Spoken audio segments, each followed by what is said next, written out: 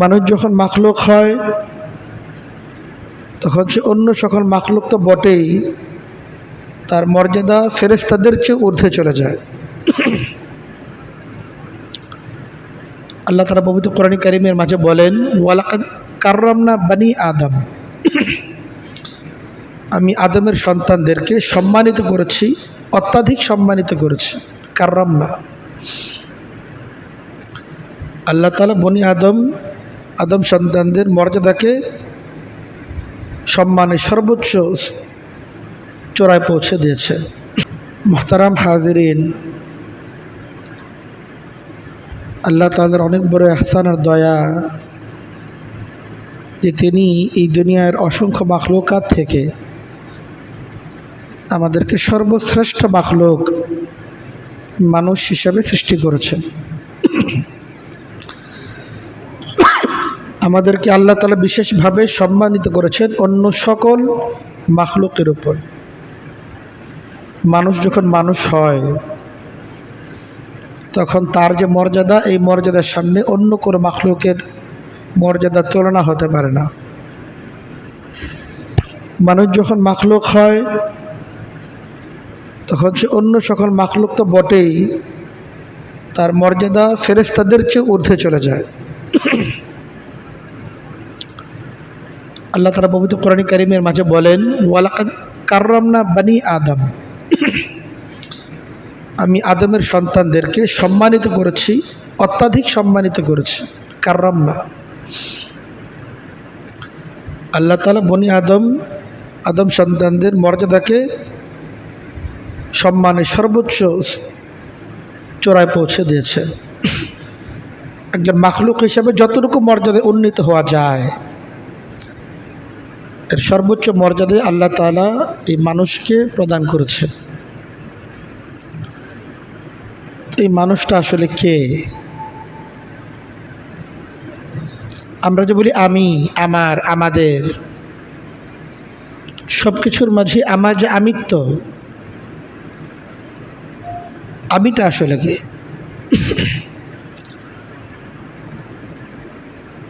আমাকে বলতে যে বাহ্যিক দেহটা দেখা যাচ্ছে, এটা আসলে প্রকৃত আমি না। আমার যে বাহ্যিক অবয়ব, যার দিকে ইঙ্গিত করে আমাকে বোঝানো হচ্ছে যে সে আব্দুল্লাহ, আব্দুর রহমান, আমার এই বাহ্যিক অবয়বটা আসলে আমি না, এটা আমার খোলস। আমার ভেতরে যে আমি অবস্থান করতেছে সেই আসলে প্রকৃত আমি। এমনিতে মৌলিকভাবে মানুষ হচ্ছে দেহ এবং আত্মার সমন্বয়ের নাম। আমার যে দেহ আছে এটাও আমারই একটা অংশ, আমারই একটা অংশ। আবার আমার শুধু এই দেহটাকে আমি বলা হবে না যদি এর সাথে আত্মার সংযোগ না থাকে। দেহ এবং আত্মার যখন সমন্বয় ঘটে, সংযোগ ঘটে, তখন তাকে বলা হয় মানুষ। দেহ আছে কিন্তু আত্মা নাই। দেহটা পরেই আছে কিন্তু বলে কি অমুক তো চলে গেছে, সে আর নাই। অথচ ঘরের মধ্যে এখনো তার দেহটা পড়ে আছে। ওটাকে তখন আর আমি বলা হয় না, সে বলা হয় না, বলা হয় তার লাশ। তো সেটা আসলে কে? প্রকৃত সে, প্রকৃত আমি তো সেই যে তার ভেতরে অবস্থান করতেছে। যতক্ষণ সেই রূহ, সে আত্মা ভেতরে অবস্থান করে তখনই তাকে মানুষের পরিচয় দেওয়া হয়। কিন্তু দেহ আছে কিন্তু আত্মাটা চলে গেছে, রূহটা চলে গেছে, তখন আর তাকে মানুষ বলা হয় না। তো আল্লাহ তাআলা যে সম্মানিত করেছেন আমাকে, এটা আমার দেহকে না, এটা নিছক আমার দেহকে তা না। দেহের একটা সম্মান আছে, এই জন্যই তো মানুষের মৃত্যুর পর এই দেহটাকে সম্মানজনকভাবে দাফন করতে হয়। যেখানে তাকে দাফন করা হয় সে জায়গাটারও সম্মান পরবর্তী সময় রক্ষা করতে হয়। এটা কেন? কারণ এই দেহের সাথে আত্মার একটা সংযোগ ছিল, এজন্যই। কিন্তু প্রকৃত সম্মান আল্লাহ তাআলা যাকে দিয়েছেন সে হচ্ছে আমার ভেতরের যে আমি, তার কথা বলা হয়েছে। ওয়ালাকাদ কাররামনা বানি আদম, মানুষকে আমি সম্মানিত করেছি। মানুষ তার ভেতরের যে মানুষ, যে প্রকৃত মানুষ, তাকে সম্মান দেওয়া হয়েছে। এই জন্য আমরা যে বলি মানুষের মতো মানুষ, এটা কেন বলে? ওই মানুষ মানুষ হওয়ার জন্য তার কিন্তু বৈশিষ্ট্য লাগে, সেটা শুধুমাত্র চোখ, কান, নাক, মুখ এই অঙ্গের মাধ্যমে পরিপূর্ণ হয় না। চোখ, কান, নাক, মুখ থাকলেই তো মানুষ, মানুষ যেটা বলে। এরপরও যে বলে এটা মানুষ না, অমানুষ। মানে কি? ভেতরে যে মানুষটা, যে রূহটা, যে আত্মাটা, তার জন্য যে গুণ এবং বৈশিষ্ট্যগুলো প্রয়োজন, সেগুলো সমন্বয় তার মাঝে ঘটে নাই, এজন্য তাকে আর মানুষ বলা হয় না, যদিও তার বডি অন্যান্য সকল মানুষের মতোই আছে।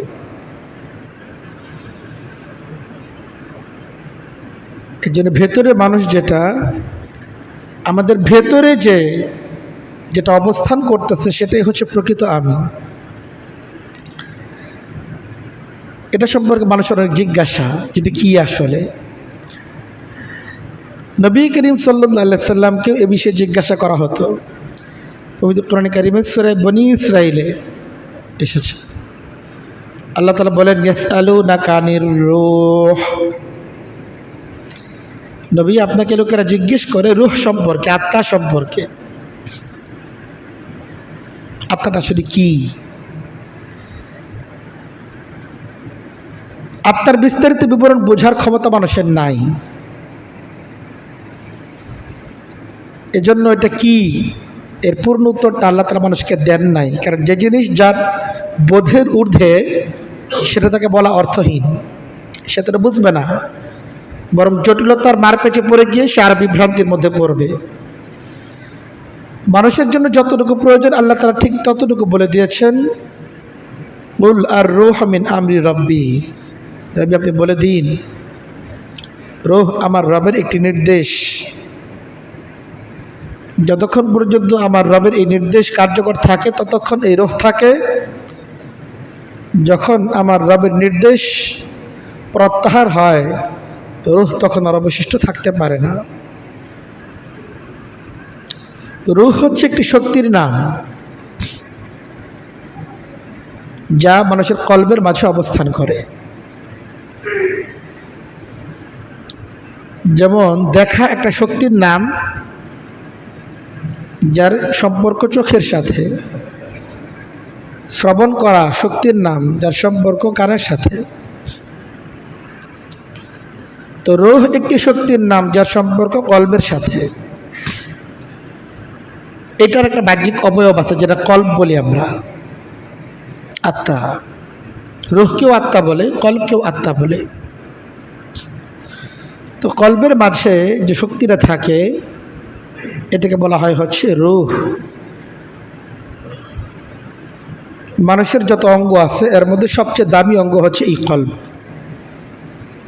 কারণ এর মাঝে যে শক্তিটা আছে এটাই আসলে মানুষ। চোখের মধ্যে শক্তি আছে, এটা না থাকলেও সে মানুষ হতে পারে। কাদের মধ্যে যে শক্তি আছে, শক্তি যদি কারো না থাকে সে মানুষ হতে পারে। এই কলবের মাঝে যে শক্তিটা আছে, যে ক্ষমতাটা আছে, এটা যখন না থাকে তখন আর মানুষ থাকে না।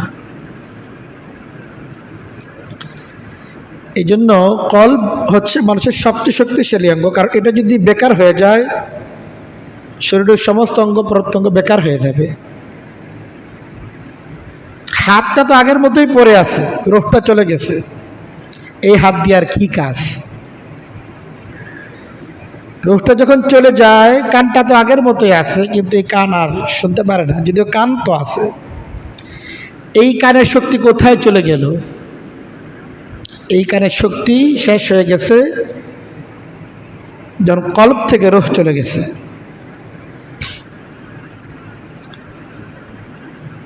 চোখে দেখার শক্তি, চোখ তো আগে আছে, দেখে না। কেন দেখে না?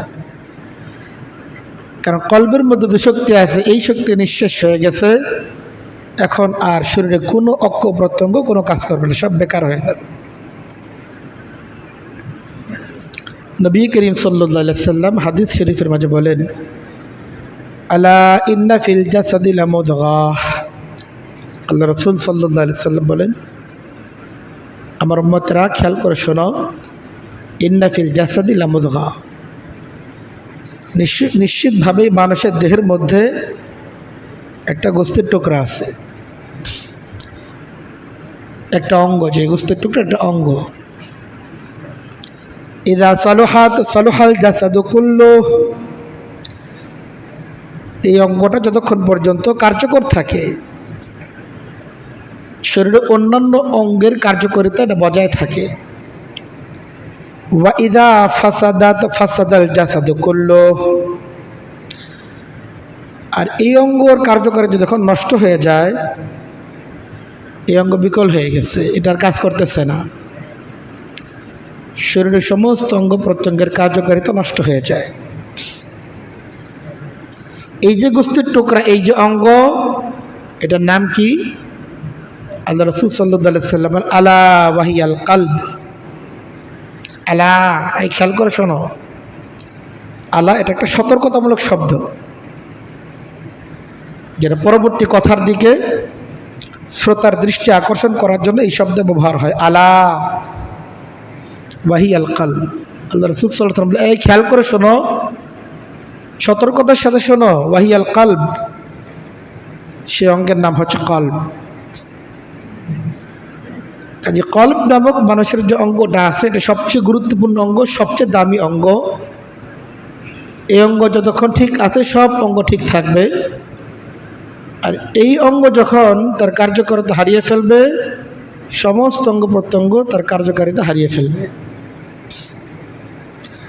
নবী করিম সাল্লাল্লাহু আলাইহি সাল্লাম যখন এই অঙ্গ প্রত্যঙ্গ নিয়ে আলোচনা করছেন, কলবের এই গুরুত্বের কথা উল্লেখ করেছেন, তখনকার বিজ্ঞান কিংবা চিকিৎসা বিজ্ঞান এই কথার সমর্থন করে নাই। তখনকার বিজ্ঞান চিকিৎসা বিজ্ঞানের কথা ছিল যে মানুষের আকল, মানুষের ব্রেন যেটা আছে, এটা সবচেয়ে গুরুত্বপূর্ণ অঙ্গ। মানে ব্রেন স্ট্রোক করে না? ব্রেন স্ট্রোক করলে দেখা যায় শরীরের বিভিন্ন অঙ্গ বেকার হয়ে যায়।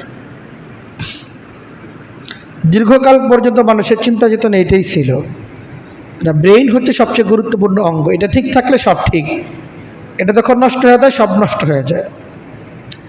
কিন্তু নবী করিম সাল্লাল্লাহু আলাইহি সাল্লাম এর বিপরীতে তখন 1400 বছর আগে বলে দিলেন, ব্রেইন না, সবচেয়ে গুরুত্বপূর্ণ অঙ্গ হচ্ছে মানুষের কলব। এই 21 শতাব্দীতে এসে বিজ্ঞানও এটা স্বীকার করে যে না, আসলে ব্রেইন না, মানুষের হার্ট এটা সবচেয়ে গুরুত্বপূর্ণ। আর ব্রেইন হচ্ছে ভায়া, হার্টের সাথে অন্যান্য অঙ্গ প্রত্যঙ্গের যে সংযোগ, এই সংযোগের ভায়া মাধ্যম হচ্ছে মানুষের ব্রেইন। মানুষের কলব থেকে সিগন্যাল যা ব্রেইনে, ব্রেইন থেকে গোটা দেহে এটা ছড়িয়ে পড়ে। কাজে ব্রেইন হচ্ছে মাধ্যম, এটা মূল না, উৎস হচ্ছে কলব, শক্তির উৎস। যে মানুষের দেহের সমস্ত শক্তির উৎস এটা হচ্ছে মানুষের কলব। এই কলব থেকেই ব্রেইনে সিগন্যাল পড়ে, আর তার মাধ্যমে গোটা দেহে সেটা ছড়িয়ে পড়ে। বিজ্ঞান কি বললো না বললো এতে আমাদের যায় আসে না। প্রিয় নবী মুহাম্মদ রাসূলুল্লাহ সাল্লাল্লাহু আলাইহি সাল্লাম যেটা বলছেন সেটাই সত্য। 21 শতাব্দীর বিজ্ঞান কি বললো না বললো এতেও আমাদের মূলে কিছু যায় আসে না। বিজ্ঞানের তথ্য এটা পরিবর্তনশীল। বিজ্ঞান 100 বছর আগে যেটা বলতো, এখন সেই বিজ্ঞানীরা সেটা বলে না। এখন যা বলতেছে আগামী 100 বছর পরে বলবে, এটার কোনো গ্যারান্টি নাই। বিজ্ঞানের এমন অজস্র থিওরি যেটা 1000 বছর পর্যন্ত চলমান ছিল, এবং মানুষ সেটাকে বিজ্ঞানের চূড়ান্ত কথা বলেই বিশ্বাস করত, এর বিপরীত অন্য কোনো কথা এটাকে অবান্তর মনে করত। কিন্তু এখন সেই সমস্ত তথ্যগুলো সেগুলো হাস্যরসের পাত্র হয়ে গেছে। এটা কেমন কথা? ওই সমস্ত তথ্য নিয়ে মানুষ এখন হাসি তামাশা করে, এমন অসংখ্য তথ্য আছে। কিন্তু আল্লাহ এবং তার রাসূল যারা বলবেন সেটা চূড়ান্ত, এটা অপরিবর্তনীয়, সেটাই চূড়ান্ত সত্য। তো যে কথা বলছিলাম, নবী করিম সাল্লাল্লাহু আলাইহি সাল্লাম মানুষকে সতর্ক করেছেন যে দেখো, তোমার দেহের সবচেয়ে গুরুত্বপূর্ণ অঙ্গ হচ্ছে তোমার কলব। দেহের অন্যান্য অঙ্গের যেমন যত্ন নেওয়া চাই, এই কলবেরও যত্ন নেওয়া চাই। আমরা শরীরের অন্যান্য অঙ্গ প্রত্যঙ্গের ব্যাপারে যেমন গুরুত্ব প্রদান করি, কলব যেহেতু সবচেয়ে দামি অঙ্গ, এটার কি গুরুত্ব দেওয়া প্রয়োজন না? কোনো অঙ্গের যদি যত্ন নেওয়া না হয়, এটাকে যে ব্যবহার বিধি আছে এই অঙ্গের, ব্যবহার বিধি লঙ্ঘন করে যদি সেই অঙ্গকে ব্যবহার করা হয়, এই অঙ্গ কিন্তু বিকল হয়ে যাবে, রোগাক্রান্ত হয়ে যাবে, এটা কার্যকারিতা বজায় থাকবে না। চোখে যা দেখা প্রয়োজন, যেভাবে দেখা প্রয়োজন সেভাবে যদি দেখা না হয়, দেখা যাবে একসময় চোখের কাজ করতেছে না। প্রত্যেকটা অঙ্গেরই ব্যবহার বিধি আছে, যে এটাকে যদি এইভাবে ব্যবহার করা হয়, এটার কার্যকারিতা বজায় থাকবে আশা করা যায়। আর এটাকে যদি এইভাবে ব্যবহার করা না হয়, এটা যদি যত্ন নেওয়া না হয়, বিপরীত কাজ করা হয়, এই অঙ্গ প্রত্যঙ্গ ধীরে ধীরে ধীরে ধীরে ক্ষয় ঘটবে, লয় ঘটবে, এটাই স্বাভাবিক। অন্যান্য অঙ্গের যেমন রোগ আছে, কল্প নামক যে অঙ্গটা আছে এটারও রোগ আছে। অন্যান্য অঙ্গের রোগের ব্যাপারে আমাদের যতটা ফিকির, কলবের ব্যাপারে ফিকির কি এর চেয়ে বেশি হওয়া প্রয়োজন না? কিন্তু দুঃখজনক হচ্ছে এই, আমরা দেহের বাহ্যিক যে অঙ্গগুলো আছে, যেগুলো আসলে একসময় এমনিতেই নিশ্চিত বেকার হয়ে যাবে, কোনো সন্দেহ নাই, এগুলো নিয়ে আমরা খুব পেরেশান। চোখে দেখতে সমস্যা হলে পেরেশান, এই ডাক্তার কে আছে, ঘন্টার পর ঘন্টা সিরিয়ালে থেকে সেই ডাক্তারের 2-4 মিনিট কথার জন্য, তার থেকে একটু শোনার জন্য, তার পরামর্শ নেওয়ার জন্য স্থির। অপারেশন করাতে হলে তো কথাই নাই, অনেক জায়গায় মাসের পর মাস সিরিয়ালে থাকতে হয় অপারেশনের জন্য। দাঁতের ব্যথা হলে কি অবস্থা, এটার ব্যথা অনুভব করা যায়। কাঁধের ব্যথা হলে এমনিতে মনে হয় এই ব্যথাটাই সবচেয়ে গুরুত্বপূর্ণ, এটার মতো ব্যথা আর কোনো কিছু নাই। কিন্তু আসলে স্ব জায়গায় কোনো ব্যথাই অবহেলার সুযোগ নাই। যখন যে ব্যথায় যে আক্রান্ত হয় সে জানে সেই ব্যথার অস্থিরতা কত। সামান্য একটা আঙ্গুলে ব্যথা করতেছে, অন্যরা মনে করে এটার কি, অথচ যার আঙ্গুলে ব্যথাটা হয়েছে সে জানে এটা ব্যথাটা কত তীব্র, কতটা অসহনীয়। তো দেহের যেমন রোগ আছে এবং সেটার চিকিৎসার প্রয়োজন আছে, ঠিক এমনিভাবে মানুষের কল্ব, মানুষের যে আত্মা, এটাও রোগাক্রান্ত হয় এবং এটারও তেমনি চিকিৎসার প্রয়োজন আছে। বরং বাস্তবতা হচ্ছে এই, অন্যান্য যে কোনো অঙ্গের রোগের তুলনায় এবং সেটার চিকিৎসার প্রয়োজনীয়তার তুলনায় কলবের রোগ এবং তার চিকিৎসার প্রয়োজনীয়তা সর্বাধিক। কিন্তু অত্যন্ত দুঃখজনক যে এটার প্রতি অবহেলা সবচেয়ে বেশি। এ পর্যন্ত কতবার নিজের চোখের জন্য ডাক্তারের কাছে যাওয়া হয়েছে, কানের সমস্যা নিয়ে ডাক্তারের কাছে কতবার যাওয়া হয়েছে, দাঁতের চিকিৎসার জন্য ডাক্তারের কাছে কতবার দৌড়ানো হয়েছে। কিন্তু কোনোদিন কি এমন হয়েছে এই পর্যন্ত আমার 40 বছরের হায়াতে, আমার অন্তরের মধ্যে একটা রোগ আছে, এই রোগের চিকিৎসার জন্য আমি ডাক্তারের কাছে গেছি?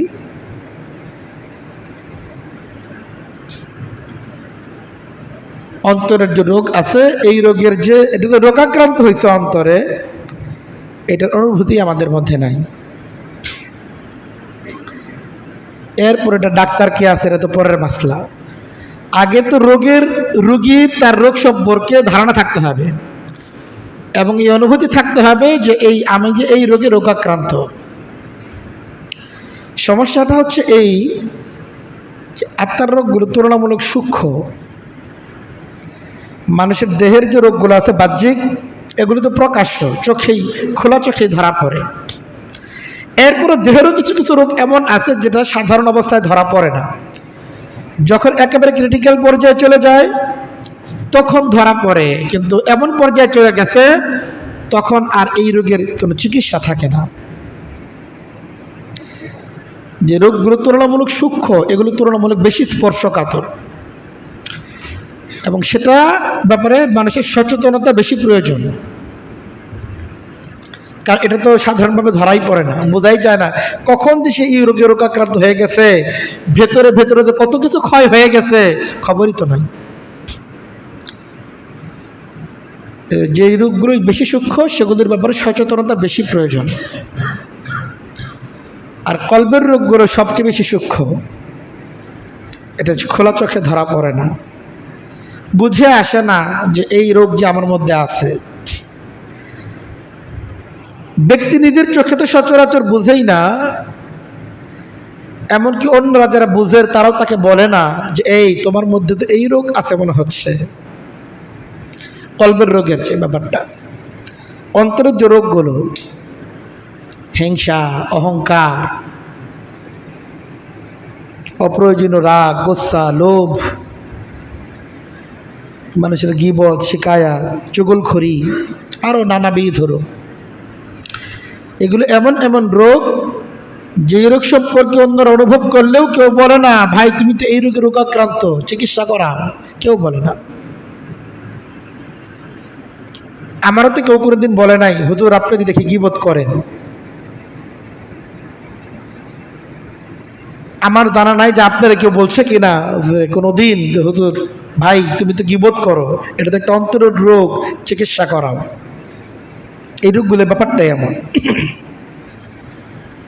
এগুলো অন্যরা দেখে শুনে কিন্তু কেউ কাউরে বলে না, সচেতন করে না যে এই রোগে একজন ব্যক্তি রোগাক্রান্ত এবং এটার জন্য তো চিকিৎসার প্রয়োজন আছে। তো যেটা বলছিলাম যে মানুষের অন্তরের রোগ এটা বড় নাজুক জিনিস। আল্লাহ তাআলা বলেন ফি কুলুবিহিম মারাদুন ফাযাদাহুমুল্লাহু মারাদা, কিছু ব্যক্তির অন্তরের মধ্যে রোগ আছে। এই যে নিজেকে রোগাক্রান্ত মনে না করা, এটা আরো বড় রোগ। এটা তো মাঝে মাঝেই বলি এই কথা, অনেকে মনে করে আমার মধ্যে কোনো রোগই নেই। এই ব্যাপারে এই যে নিজেকে রোগহীন মনে করা, এটা আরো বড় রোগ। যে আমি অন্তরের রোগের রোগী না, আমার অন্তর খুব নিষ্কলুষ, সব ধরনের কলুষতা মুক্ত, এটা মনে করা এটা চরম একটা রোগ। আল্লাহ তাআলা বলেন ফি কুলুবিহিম মারাদুন, কিছু লোকের অন্তরের মধ্যে রোগ আছে, এই অন্তরটা ব্যথায় আক্রান্ত হয়ে গেছে। ফাযাদাহুমুল্লাহু মারাদা, আল্লাহ তাআলা কখনো কখনো এই সমস্ত রোগের রোগীদের রোগকে আরো বাড়িয়ে দেন। এই জন্য এই রোগের চিকিৎসা প্রয়োজন। দুনিয়া এবং আখিরাতে মুক্তি এবং সফলতা যদি লাভ করতে হয়, নিজের অন্তরটাকে রোগ মুক্ত রাখার জন্য সচেষ্ট হতে হবে। আল্লাহ তাআলা বলেন কাদ আফলাহা মান যাক্কাহা, নিঃসন্দেহে সফল কাম সেই ব্যক্তি যে তার অন্তরকে সমস্ত রোগ ব্যাধি থেকে পরিশুদ্ধ করেছে। আমাদের যে ডাক্তাররা আছে সবাই হলো দেহের রোগের চিকিৎসা করেন, আর যাদেরকে আল্লাহ তাআলা মানুষের মধ্যে সর্বোচ্চ সম্মান দিয়েছেন আম্বিয়া কেরাম, এই আম্বিয়া কেরাম ছিলেন মানুষের আত্মার রোগের চিকিৎসক। আম্বিয়া কেরামের যে এত সম্মান, ওনারা কি দাঁত ব্যথার চিকিৎসা করছেন? কারো কানের সমস্যা, এটা চিকিৎসা করছেন? এটা কি তাদের মূল টার্গেট ছিল, লক্ষ্য ছিল?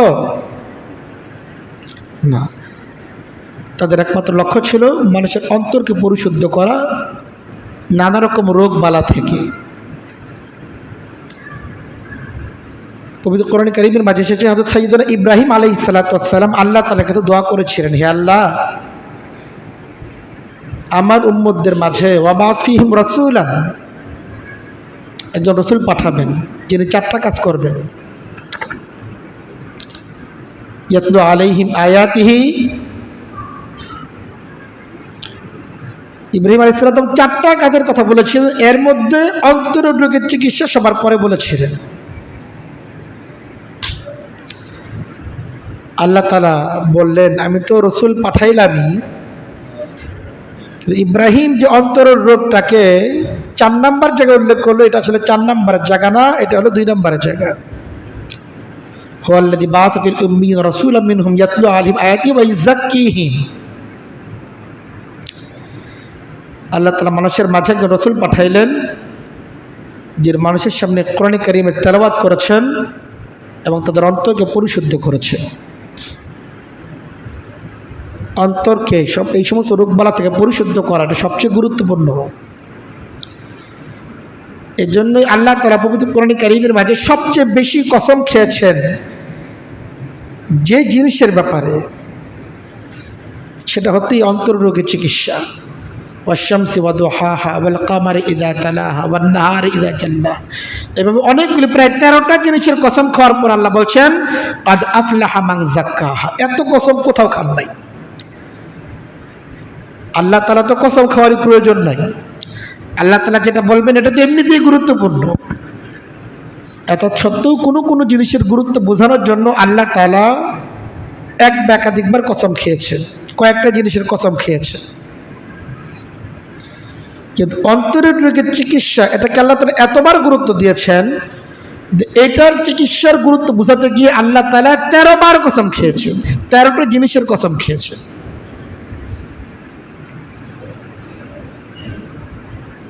অথচ আমরা এই অন্তর সম্পর্কে বেখবর। অথচ আমরা এই অন্তরের রোগ সম্পর্কে বেখবর। ভেতরে ভেতরে নানা রকম রোগ বালার কারণে অন্তরের মধ্যে ক্ষয় চলে আসতেছে, আমাদের কোনো পেরেশানি নেই।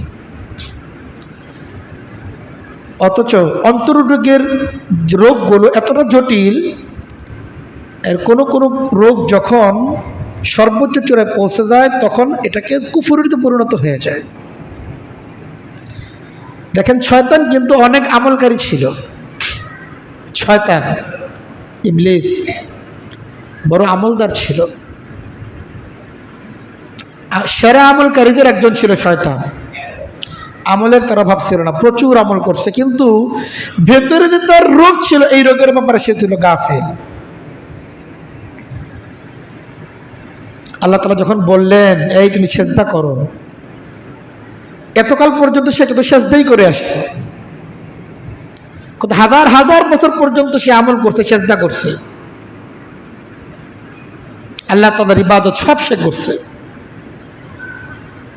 কিন্তু আল্লাহ তাআলা যখন বললেন আদমকে সেজদা করো, এবার অন্তর রোগ প্রকাশ পেয়ে গেছে। আবা ওয়াস্তাকবার, অস্বীকার করে বসতো, না করতে পারবো না।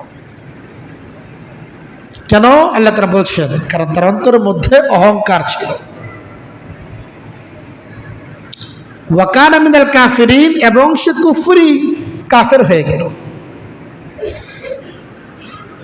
কোন মুফাসসিরগণ ব্যাখ্যা করেছেন এই আয়াতের সে আগে থেকেই কাফের ছিল আল্লাহ তাদের ইলমের মধ্যে, কারণ তার অন্তর রোগ সম্পর্কে আল্লাহ তাআলা তো জানেনি।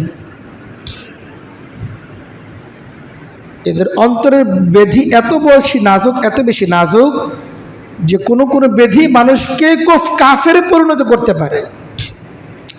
শয়তান তো একটা দৃষ্টান্ত, এমন অসংখ্য মানুষ হক জানার পরও, সত্য জানার পরও মানতে পারে নাই। কেন? অন্তরের মধ্যে রোগ থাকার কারণে। এই জন্য আমার ভাইরা, আমাদের নিজেদের অন্তরের মধ্যে যে ব্যাধিগুলো আছে এগুলোর ব্যাপারে অবহেলা না করা চাই। অন্তরের রোগের চিকিৎসার ব্যাপারে যত্নবান হওয়া চাই, নিজে অনুভব করা চাই আমার অন্তরের মধ্যে কি ব্যাধি আছে। প্রত্যেক মানুষের মধ্যেই কিছু না কিছু ব্যাধি তো থেকেই যায়। যে জিনিসের যত্ন নেওয়া হয় না, যত্ন না নিলে এটার মধ্যে আগাছা জন্মাবেই, গাছের যদি যত্ন নেওয়া না হয়। 100 বছরে জঙ্গলে পরিণত হবে, বাগান আর বাগান থাকবে না। একটা বাগান মালিক যদি তার দায়িত্ব পালন না করে, এই বাগানকে বাগান থাকবে, আগাছা পরগাছা জন্মাতে জন্মাতে এই বাগানটা একসময় জঙ্গলে পরিণত হবে, তখন আর তার তো ফুলের ঘ্রাণ নেওয়ার জন্য কেউ আসবে না, বরং সাপ বিচ্ছু বিষধর জিনিসের ভয়ে মানুষ সেখান থেকে পলায়ন করবে। এই জন্য অন্তরের রোগ সম্পর্কে সচেতন হওয়া চাই। অন্তর যদি গাফেল হয়ে যায়, এটা যদি জটিল রোগে আক্রান্ত হয়ে যায়, একটা পর্যায়ে এমন চলে আসে এটার ফিরে আসার পথ থাকে না। অন্তরের রোগের তো চিকিৎসা তো আছে, কিন্তু যথাসময়ে যদি এই চিকিৎসাগুলো করা না হয়, এভাবেই যদি চলতে থাকে, একটা সময় এমন হয়ে যায় সাধারণ চিকিৎসায় আর কোনো কাজ হয় না।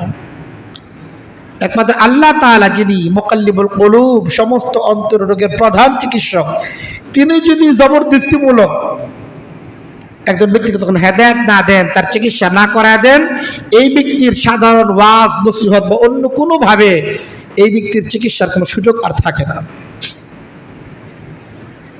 আম্বিয়া কেরাম অন্তরের চিকিৎসা তো করছেন, চেষ্টা করছেন। নবী করিম সাল্লাল্লাহু আলাইহি সাল্লাম, আবু জাহেল এক রোগী, অন্তরের রোগের রোগী ছিল আবু জাহেল, তার চিকিৎসার চেষ্টা কি করেন নাই? নবী করিম সাল্লাল্লাহু আলাইহি সাল্লাম বেস্ট চিকিৎসক ছিলেন অন্তরের রোগের, কত উত্তম চিকিৎসক, সারা দুনিয়ার প্রধান চিকিৎসক। চেষ্টা তো কম করেন নাই আবু জাহেলের জন্য, কিন্তু তার রোগটা এমন পর্যায়ে পৌঁছে গিয়েছিল এখন আর এটার চিকিৎসায় কাজ হচ্ছে না। একদিন আল্লাহ তাআলা নিজে হেদায়েত দিয়ে দিতেন, সেটা ছিল ভিন্ন, এছাড়া এটার কোনো সুযোগ ছিল না। অন্তরের রোগগুলি এমনই নাজুক হয়ে থাকে, যথাসময় যদি চিকিৎসা করা না হয়, একটা পর্যায়ে এমন আসে সাধারণ চিকিৎসায় কোনো কাজ হয় না। সাধারণ অবস্থায় সাধারণ চিকিৎসায় কাজ হয়ে যায়। যে সমস্ত চিকিৎসা সম্পর্কে পবিত্র কোরআনে কারীমের মাঝে আল্লাহ তাআলা এবং হাদিস শরীফের মাঝে নবী করিম সাল্লাল্লাহু আলাইহি সাল্লাম আলোচনা করেছেন যে এগুলো হচ্ছে অন্তর রোগের সাধারণ চিকিৎসা। রোগ যত জটিল হবে তখন চিকিৎসা কিন্তু তত বেশি উন্নত হইতে হবে। সাধারণ চিকিৎসা সবসময় কাজ হয় না। সাধারণ ব্যথা, আচ্ছা ঠিক আছে, ভরা পেটে খাওয়ার পর একটা প্যারাসিটামল খেয়ে নেন, কিন্তু ব্যথা যদি তীব্র আকার ধারণ করে সাধারণ প্যারাসিটামলে কাজ হবে? ফার্মেসিতে গিয়ে সমাধান পাওয়া যাবে? তখন খুঁজতে হয় এই বিষয়ে বিশেষজ্ঞ ডাক্তার কে আছে, এই বিভাগের বিভাগীয় প্রধান কে আছে, তার শরণাপন্ন হইতে হয়। অন্তর রোগের চিকিৎসার ব্যাপারটাও এমন, এর কিন্তু সাধারণ চিকিৎসা আছে। সাধারণ অবস্থায় এই সমস্ত চিকিৎসার দ্বারাই একজন ব্যক্তির রোগের চিকিৎসা হয়ে যায়, কিন্তু যখন সেটা জটিল আকার ধারণ করে তখন সাধারণ চিকিৎসা আর কাজ হবে না। তখন অবশ্যই বিশেষজ্ঞ ডাক্তারের শরণাপন্ন হওয়া চাই। অন্তররোগের চিকিৎসক কে আছেন এই শহরে? কারা কারা অন্তররোগের চিকিৎসা করেন? যাদের উপর আস্থা রাখা যায়, তাদের মাধ্যমে অনেক মানুষ বিভিন্ন রোগে আক্রান্ত ছিল অন্তরের, কিন্তু এই ব্যাধি থেকে মুক্তি পেয়েছে যাদের পরামর্শের মাধ্যমে। অন্তর রোগের এমন কিছু চিকিৎসা সম্পর্কে আমি বলে দিতে পারি, যেহেতু আমরা সাধারণ ডাক্তার, আমাদের জ্ঞান যেটা এটা একেবারে সাধারণ পর্যায়ের জ্ঞান। এই জ্ঞানের ভিত্তিতে সাধারণ কিছু চিকিৎসার কথা বলা যায়। কিন্তু আপনি রোগে যদি জটিল হয়ে থাকেন, আপনার রোগ যদি জটিল আকার ধারণ করে থাকে, আমাদের সাধারণ এই সমস্ত কথাবার্তার মাধ্যমে আপনার চিকিৎসা হবে না। আপনাকে অবশ্যই এই শহরে, এই নগরে যারা বড় বড় চিকিৎসক আছেন অন্তর রোগের, তাদের শরণাপন্ন হইতে হবে। অন্তর রোগের সাধারণ একটি চিকিৎসা হচ্ছে এই আল্লাহ তাআলা জিকির করা। হাদিসের মধ্যে এসেছে, শাকা আহাদু আসহাবিহি আসহাবু রাসূলিল্লাহ সাল্লাল্লাহু আলাইহি সাল্লাম ইলা রাসূলিল্লাহ সাল্লাল্লাহু আলাইহি সাল্লাম সাকাল কলবিহি। নবী করিম সাল্লাল্লাহু আলাইহি সাল্লামের সাহাবী নবী করিম সাল্লাল্লাহু আলাইহি সাল্লামের কাছে অভিযোগ করলেন যে তার অন্তর রোগাক্রান্ত হয়ে গেছে, পাষণ্ড হয়ে গেছে, অন্তর কঠোর আকার ধারণ করছে। তখন নবী করিম সাল্লাল্লাহু আলাইহি সাল্লাম তাকে পরামর্শ দিলেন যে সাকালুল কলবি যিকরুল্লাহ, তোমার অন্তর মধ্যে যে মরিচা পড়ে গেছে, এই মরিচা দূর করার উপায় হচ্ছে আল্লাহ তাআলা জিকির করো। পবিত্র কোরআন কারীমের মাঝেও আল্লাহ তাআলা বলেছেন, আলা বিযিকরিল্লাহি তাতমাইন্নুল কুলুব। আল্লাহ তাআলা জিকির, এর দ্বারা অন্তর প্রশান্ত হয়ে যায়। অন্তরের যে রোগগুলো আছে এগুলো উপশম হয়ে যায় কার মাধ্যমে? আল্লাহ তাআলা জিকিরের মাধ্যমে। এই জন্য অন্তরের রোগের সাধারণ একটি চিকিৎসা হচ্ছে এই, আমি যদি রোগাক্রান্ত হয়ে থাকি, রোগাক্রান্ত তো বটেই, আমি হয়তো বুঝি না আমার মধ্যে রোগ আছে, এই না বোঝাটা আরো জটিল রোগের কারণেই বুঝি না। আমার রোগটা অনেক জটিল, এই জন্য আমি বুঝি না যে আমার অন্তরের মধ্যে কি রোগ আছে। আমি যদি সচেতন হইতাম, সুস্থ হইতাম কিছুটা, তাহলে বুঝতাম যে আমার অন্তরের মধ্যে কি কি রোগ আছে। কিন্তু রোগ বড় জটিল আকার ধারণ করছে, যার ফলে আমি বুঝি না যে কি রোগ হয়ে গেছে। এজন্য না বুঝতে মনে করা চাই যে আমি আরো বড় রোগী, কাজে আমার চিকিৎসা আরো বেশি প্রয়োজন। আর একটা চিকিৎসা হচ্ছে এই আল্লাহ তাআলা জিকির করা, সকাল সন্ধ্যা আল্লাহকে স্মরণ করা। আল্লাহ তাআলা জিকির, এটা যেমন জবানের মাধ্যমে হইতে পারে, আল্লাহ আল্লাহ আল্লাহ, লা ইলাহা ইল্লাল্লাহ, আল্লাহু আকবার, সুবহানাল্লাহ, আলহামদুলিল্লাহ। কোরআন হাদিসে বর্ণিত যত জিকির আছে, এই সমস্ত জিকির, জবান জিকিরের মাধ্যমে অন্তরের চিকিৎসা হইতে পারে, সাধারণ চিকিৎসা। অন্তর অনেক রোগ ব্যাধি, এই মরিচাগুলো দূর হয়ে যায় আল্লাহ তাআলা জিকিরের মাধ্যমে। পবিত্র কোরআন কারীমের তেলাওয়াত, এটা অন্তর রোগের বড় একটা চিকিৎসা। কারণ আফজালু যিকরি তিলাওয়াতুল কোরআন, সর্বোত্তম জিকির কোরআন কারীমের তেলাওয়াত। এই জিকির যেমন জবানের দ্বারা হইতে পারে, ঠিক এমনিভাবে কলবের দ্বারা হইতে পারে। জিকির আল্লাহ তাআলার সৃষ্টির কথা মনে করা, আল্লাহ তাআলার নিয়ামতের কথা মনে করা, আল্লাহ তাআলার বরত্বকে স্মরণ করা, এর মাধ্যমেও আল্লাহ তাআলা জিকির হতে পারে। আলোচনার মাধ্যমেও আল্লাহ তাআলা জিকির হতে পারে। যে ওয়াজ নসিহতের আলোচনাগুলো হয়, এগুলো আল্লাহ তাআলা জিকিরের একটা অংশ, এর দ্বারাও অন্তর রোগের চিকিৎসা হতে পারে। এক রোগী এক হুজুরের কাছে গেছে। হুজুর তো অন্তর রোগের একজন ডাক্তার। হুজুর ওয়াজ নসিহত শুনি, কোনো কাজ তো হয় না, আমার অন্তরটা রোগাক্রান্ত হয়ে গেছে। হুজুর তখন বললেন, তুমি যেটা বলছো এটা ভুল। তোমার অন্তর যদি রোগাক্রান্ত থাকতো তাহলে ওয়াজ নসিহতের দ্বারা কিছু কাজ হইতো, কিন্তু কিছু কাজ হয় না। এর অর্থ হলো এই, তোমার অন্তরটা ডেথ হয়ে গেছে, মরে গেছে। তুমি এখন রোগের চূড়ান্ত পর্যায়ে চলে গেছো। এখন আর এই সমস্ত ওয়াজ নসিহত তোমার ভালো লাগে না, যে আমার নসিহত করে কেন এত, আমি কি রোগী? এটা অন্তরের রোগী না, বরং এটা অন্তরের মরা ব্যক্তি।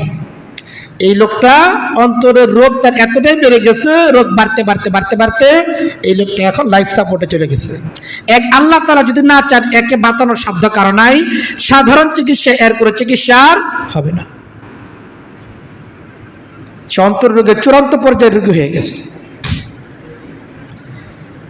কিন্তু সাধারণ রোগী যদি হইতো, তাহলে যখন বলা হয়েছে তাকে, আরে তুমি তো ভুল করতেছ, তখন সে অনুভূতি আসতো, আরে আমি তো আসলে ভুল করতেছি, কিছু অনুভূতি আসতো। অনুভূতি না আসা, এটা চূড়ান্ত পর্যায়ের রোগের একটা আলামত। এর জন্য আসলে এটা মনে করার সুযোগ নাই আমি রোগী না, আমি রোগী। আসলে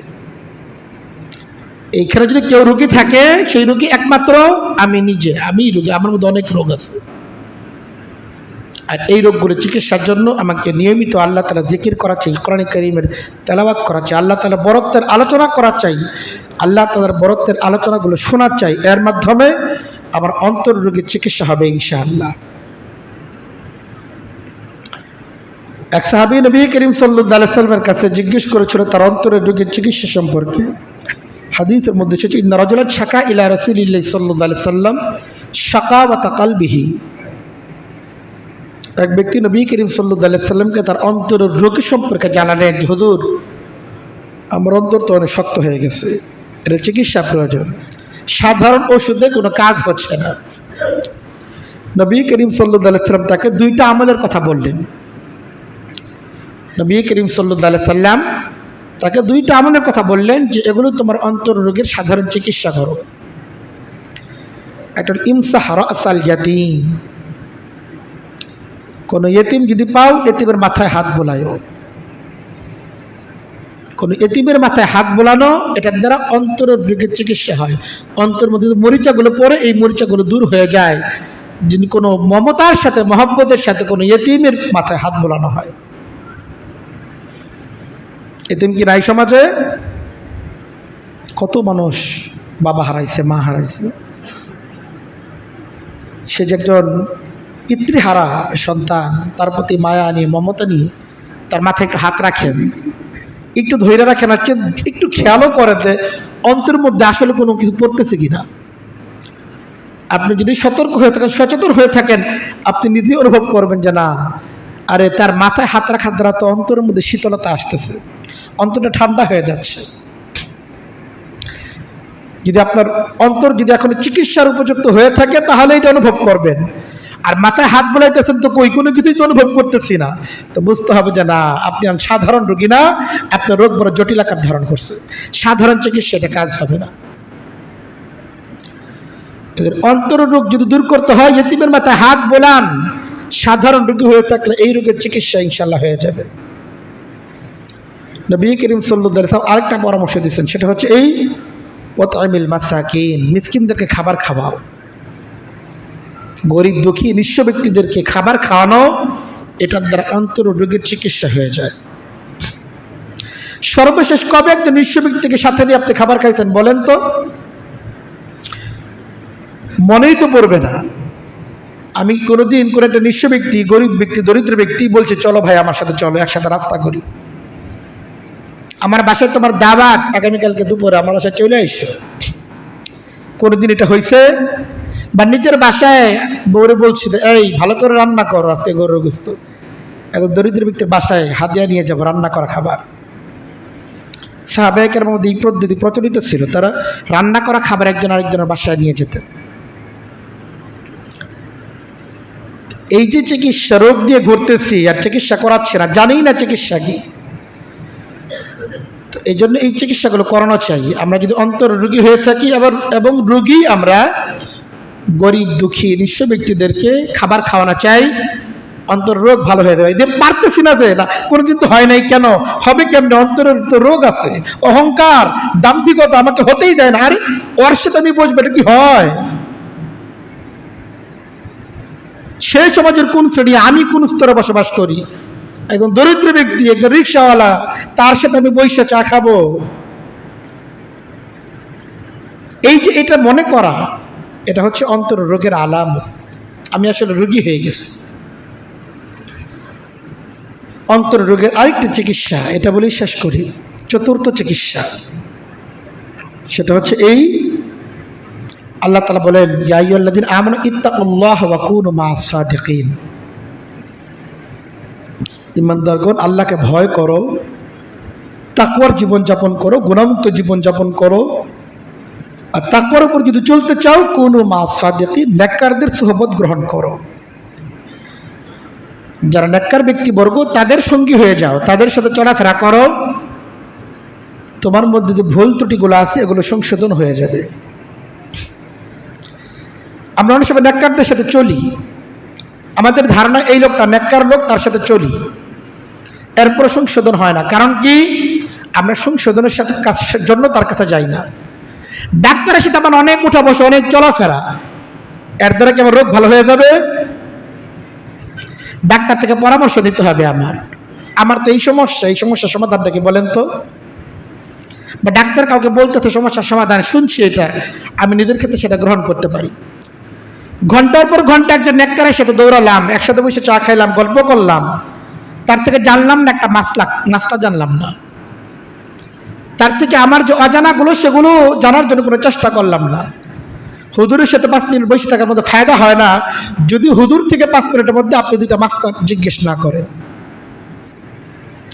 নেককার ব্যক্তিবর্গ, উলামায়ে কেরাম, বুজুর্গানে দ্বীন, তাদের সোহবত অবশ্যই উপকারী, কিন্তু সেই উপকারের জন্য তো আমাকে যেতে হবে এবং সেই উপকার নেওয়ার চেষ্টা আমার মধ্যে থাকতে হবে। উনি যা জানেন, ওনার যে জ্ঞান, ওনার যে আমল, তার থেকে উপকৃত হওয়ার জন্য আমার ফিকির থাকতে হবে। অন্যথায় ঘন্টার পর ঘন্টা ঘোরাফেরা করলাম, চলাফেরা করলাম, উপকার তো হচ্ছে না। কারণ উপকারের কোনো নিয়তে তো আমি যাই নাই, উপকারের জন্য কোনো জিজ্ঞাসা আমার ছিল না। তো বুজুর্গানের দিনের এই সোহবত, তাদের সাথে চলাফেরা, তাদের সাথে ঘনিষ্ঠতা, এর দ্বারা অন্তররোগের অনেক চিকিৎসা হয়ে যায়। যদি একজন ব্যক্তির চোখ যদি সতর্ক চোখ হয়, তার কান যদি সতর্ক কান হয়, তাহলে নেওয়ার কথাগুলো সে নিয়ে নিবে, দেখার জিনিসগুলো সে দেখে নিবে। আর যদি রোগী হয়, তাহলে হুজুরের ভুলই তার ধরা পড়বে, আরে হুজুর তো এইটা করছে, কারণ সে তো রোগী। এজন্য নেওয়ার জন্য আমাকে যেতে হবে, দেখার জিনিসগুলো দেখতে হবে, যেগুলো না দেখার সেগুলো না দেখার চেষ্টা করতে হবে, দেখেও না দেখার ভান করতে হবে। অন্তর্রোগের সাধারণ কিছু চিকিৎসার কথা বলা হইল, কয়েকটা 4টা চিকিৎসার কথা বলা হয়েছে। এগুলো হলো সাধারণ চিকিৎসা, যেগুলো সকল ব্যক্তির জন্য সমানভাবে পালনীয়। এই সমস্ত আমল করার পরও যদি আমার মধ্যে গীবত চলে আসে, গালাগাল চলে আসে, অহংকার চলে আসে, দাম্ভিকতা চলে আসে, দুনিয়ার মোহ, ক্ষমতার লোভ চলে আসে, তাহলে বুঝতে হবে যে এর দ্বারা সাধারণ চিকিৎসা আমার চিকিৎসা হবে না। এবার অনুসন্ধান করতে হবে বিশেষজ্ঞ চিকিৎসক কে আছে। যেতে হবে সেই আল্লামা আব্দুর রহমান হাফিজি, আল্লামা আব্দুল হক সাহেব, আল্লামা আব্দুল্লাহ রহমানি, শহরের বড় বড় বিজ্ঞ ব্যক্তিবর্গ যারা আছেন, তাদের শরণাপন্ন হতে হবে আমার রোগের চিকিৎসা করার জন্য। তাদের কাছে গিয়ে নিবেদন করতে হবে, হুজুর আমি তো এই রোগে আক্রান্ত, আমার কি চিকিৎসা।